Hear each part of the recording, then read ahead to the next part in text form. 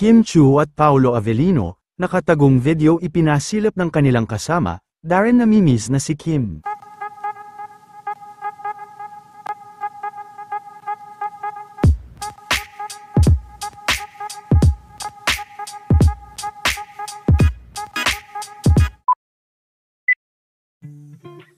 Matapos ang naging adventure nila Kim sa Dubai Skydive ngayong araw kasama ang manager nito na si Ma'am Edith, ay masaya naman itong ipinasilip ang kanilang video matapos dito.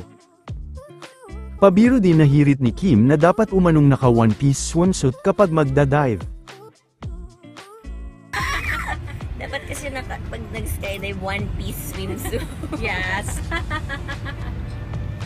May nakapagbahagi din ng video nito at ayon nga sa mga fans ay sadyang napakalakas ng loob ni Kim na sumubok ng mga adventure.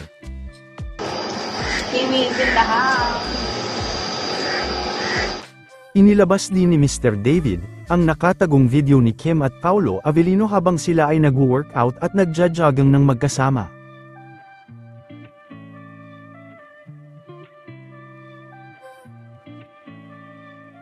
Kaagad din na umani ng mga komento ang kanilang video, at ilan nga sa komento ay nagsasabing couple goals at twin ang umano sa lahat ang dalawa. May nakapagsabi din na malaya na sa negativity sila Kim at ang saya umano nilang tignan.